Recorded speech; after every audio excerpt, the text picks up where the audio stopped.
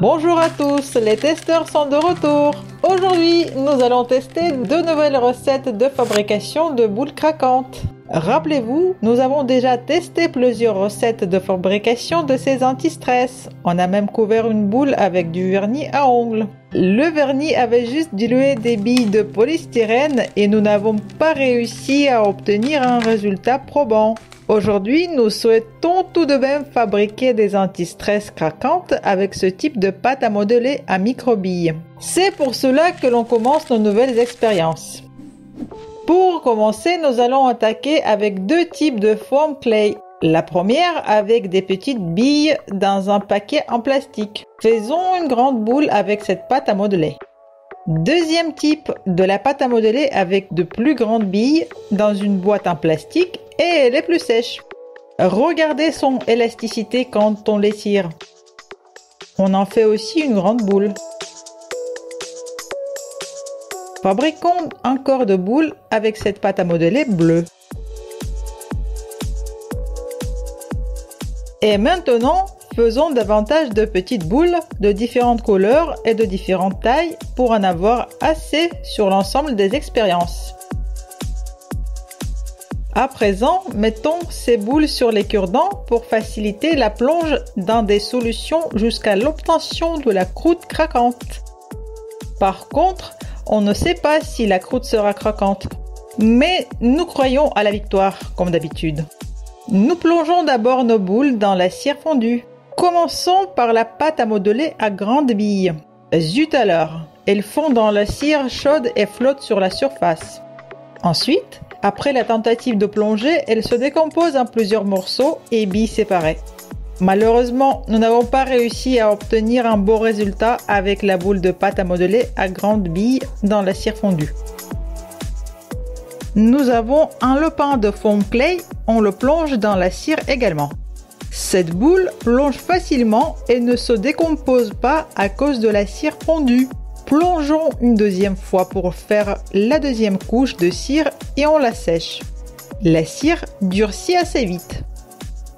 On plonge encore plusieurs fois et on tourne la boule pour que la cire couvre la boule uniformément et que le surplus coule dans le verre. Nous avons obtenu en tout 5 couches de cire. Maintenant, on laisse notre boule sécher et on va entamer la deuxième technique. Mettons un peu de plâtre de moulage dans un bol. Ajoutons un peu d'eau et touillons. On ajoute l'eau à plusieurs reprises pour obtenir une meilleure consistance de plâtre. Il doit être assez liquide pour qu'on puisse en couvrir notre boule de pâte à modeler. Touillons bien pour se débarrasser des grumeaux. Cela a l'air bien. Plongeons notre boule en plâtre de moulage et étalons le plâtre avec la cuillère en essayant de couvrir de façon égale.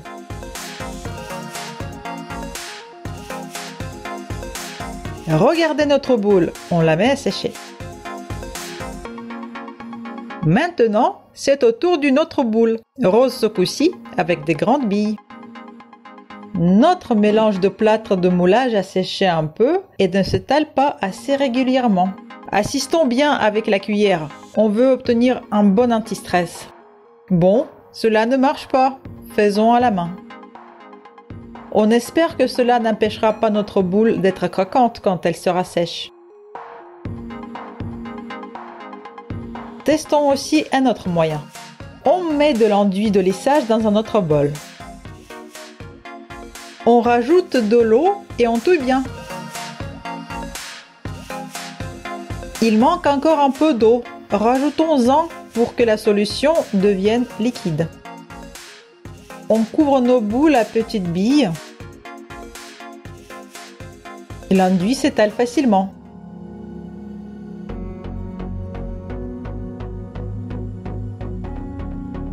Maintenant, c'est au tour de la pâte à modeler rose à grandes billes. On la recouvre de l'enduit. Ces anti-stress partent pour le séchage également. Nous avons décidé de mélanger du plâtre de moulage avec de l'enduit de lissage. On met les deux dans un bol et on rajoute un peu d'eau.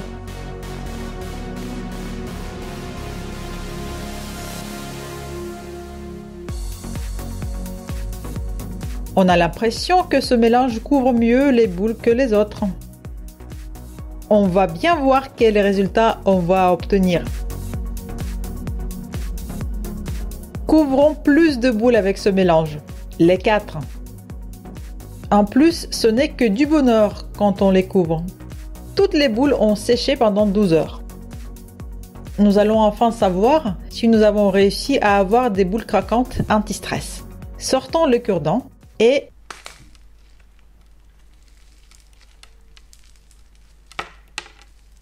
ça a l'air de bien craquer.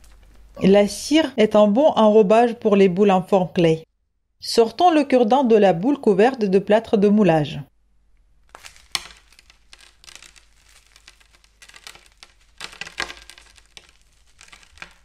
Elle craque très bien, par contre le plâtre s'effrite en poudre. Cela fait beaucoup de déchets, mais le craquement est réussi.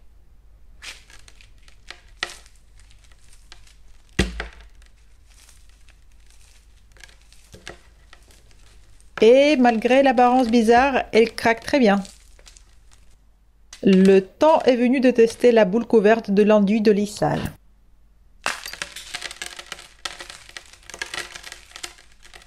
Eh bien, cela craque à merveille. Vous avez déjà compris le problème de l'enduit. Il craque bien, mais se casse et s'éparpille partout. On aperçoit les empreintes des billes sur l'enduit séché. Encore une bille en enduit.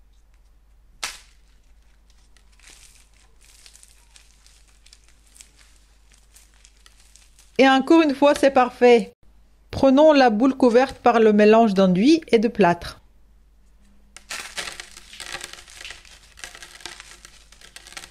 Et ce mélange s'effrite tout de suite.